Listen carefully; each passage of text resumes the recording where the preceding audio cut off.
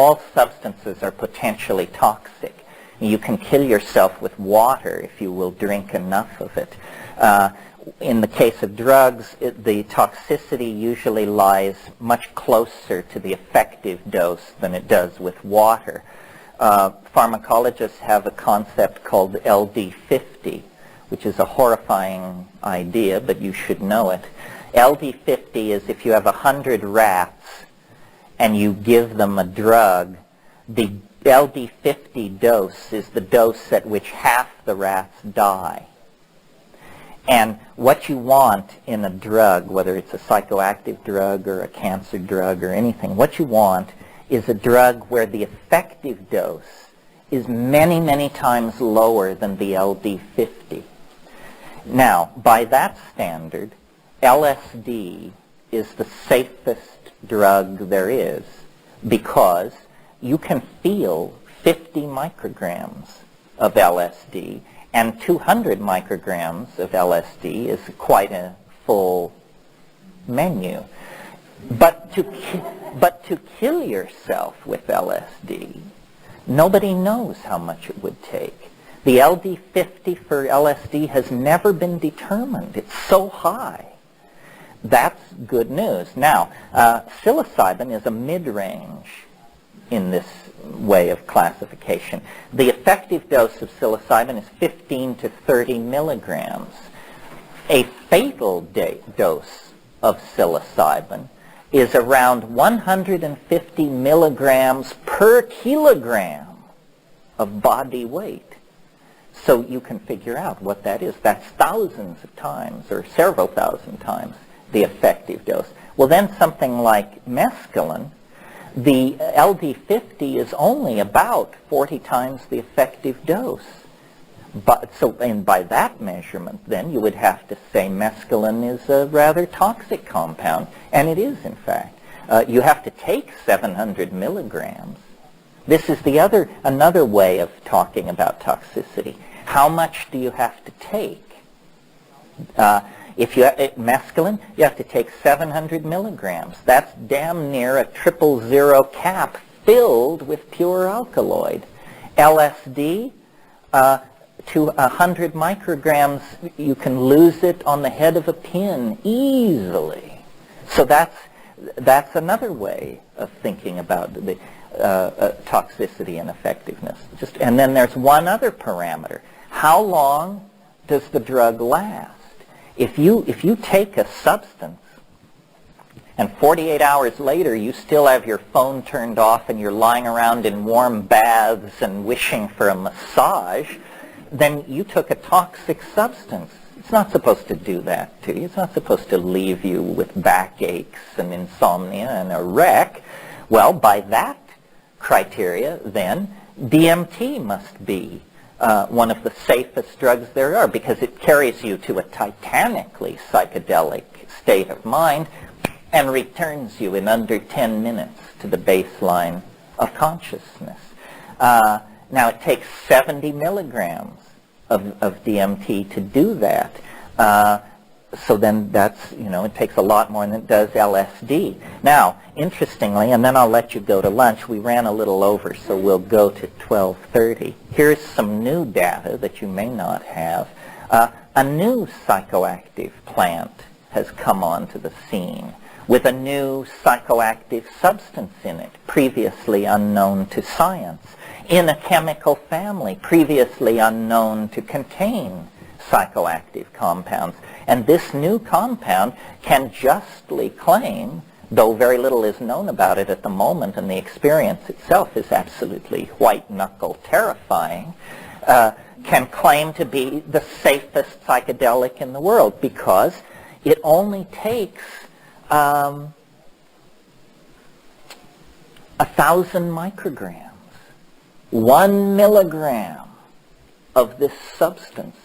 Now remember, it took 70 milligrams of LSD. 50 to 70. 1 milligram of salvinorin alpha smoked will deliver you into a freakishly alien reality for about 15 minutes, and then you will return. And we know almost nothing about this drug at this point. We don't know it's LD50, but it's only the second compound ever discovered that is active in the microgram range. It is an isoquinoline. It is in a chemical family unknown to contain psychoactive drugs. They've all been alkaloids or tropanes or something like that. Suddenly, late in the game, here is a plant. You can get high on the plant, although you have to work at it, and it's not dramatic. It's like the first half hour of ayahuasca or something. But if you isolate this compound and smoke it, it'll turn you every way but loose.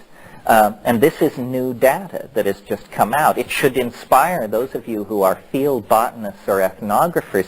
There is a vast number of plants in the literature that are listed as suspect hallucinogens. What that means is somebody said, or some Indian told some botanist, we take this and we see things at night or something. Salvia Divinorum was known for 20 years, but nobody could find the compound and nobody could get off on it. Well, now people are getting off and the compound has been discovered, and they're looking at near relatives of Salvia Divinorum, including a Ukrainian mint and some coleus species, and we're finding in microgram and smaller amounts a whole family of these new psychedelic isoquinolines. And what they will mean for us, it's hard to say. I mean, previously DMT held all honors for, weirdness, the depth of the call, as Heidegger likes to say. Now Salvinorin alpha is on stage, and there's lots of work to be done. Yeah.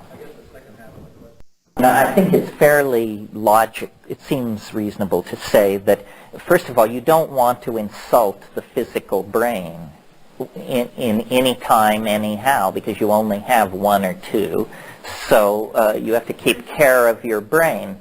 It's very interesting that the most dramatic hallucinogen, and now I'm talking about DMT, let's leave salvinorin alpha out of this because not enough is known about it, but the most powerful hallucinogen actually occurs in human metabolism. Every single one of us as we sit here is elaborating DMT in tiny amounts. We're also elaborating 5-hydroxytryptamine or serotonin in quite extensive amounts.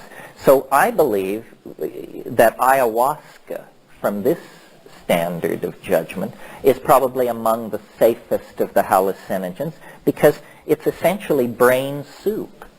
There's nothing in it that you don't already have in your brain. It's just got more of it and in a different proportion. It seems to me, and somebody with equal experience might differ, but it seems to me that the best model is like a target or a bullseye. The various substances exhibit more and more of their unique character the more you take.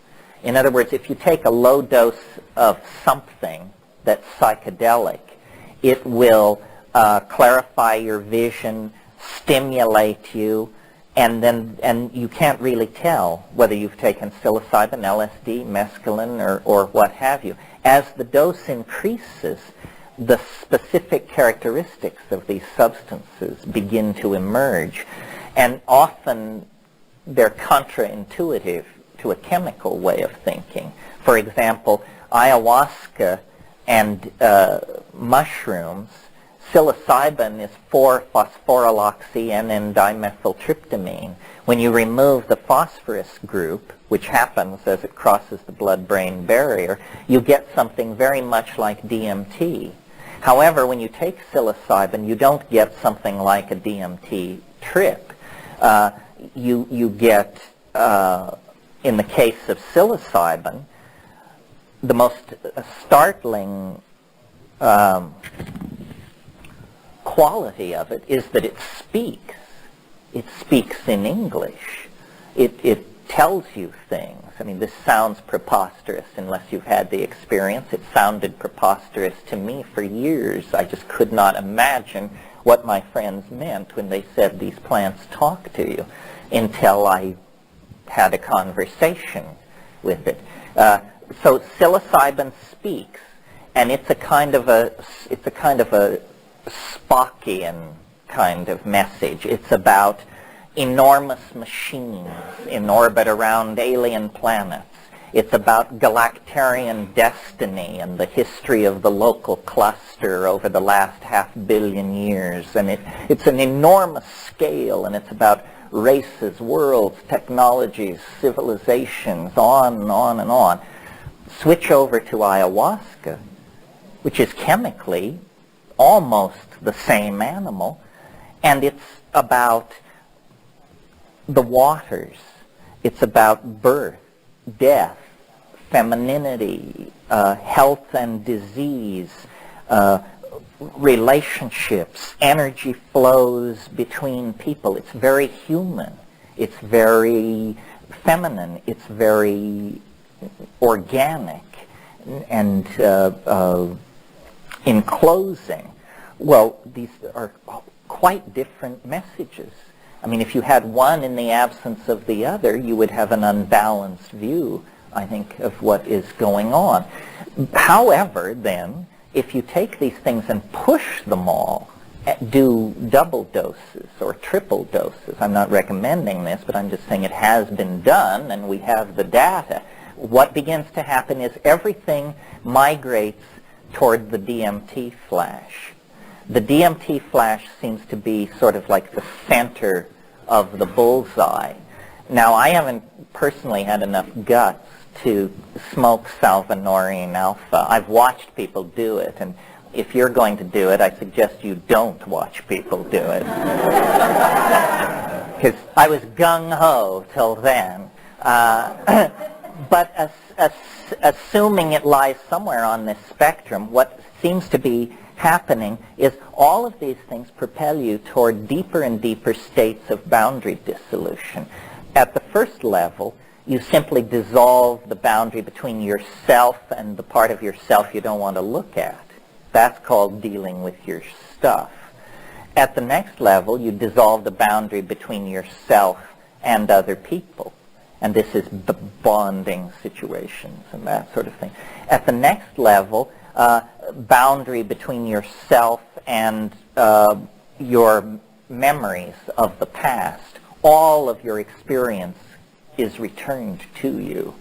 And beyond that, you dissolve then into what Jung called the collective unconscious or something like that. And then beyond that, Gaian mind, cosmic mind. I mean, I'm no fan of these hierarchies of named hypostatized spiritual entities, but that's the basic idea. And finally, and astonishingly, I think the elf workshop of the DMT flash lies very close to the center of the experience, of what is possible.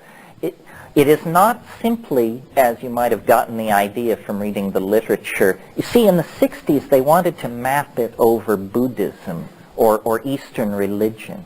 And they wanted to say that as the dose increases, somehow Satori or Shunyata or Nirvana or the white light or the great void or something like that. I never had that experience. As I raised the dose, the complexity of the state complexified. It never simplified. It never became Neoplatonic. It became Borgesian, and the universe is full of a number of things. So I don't think we can, this is maybe time to stop, but I'm reluctant to connect this entire enterprise to what is popularly called spiritual growth. I just think it's more like about growth. And spirit implies some weird anti-materialist bias or something like that. I was raised Catholic. So to me, spirituality means, do you visit the sick and imprisoned? Do you clothe the naked? Do you feed the hungry? Do you bury the dead? Do you comfort the afflicted? This is when I see somebody doing those things, I say, this is a spiritually evolving person. When I see somebody taking psilocybin, I say, there is an explorer. But I don't try to lay on some moral judgment about good and evil. I think that's inappropriate. Spiritual accomplishment is manifested by moral action. And the role these psychedelics play is they may make moral action easier because they show you your memories and your debts and your mistakes, but intrinsically they are not tools for spiritual development. They are tools for the exploration of mind, and we don't know what that is.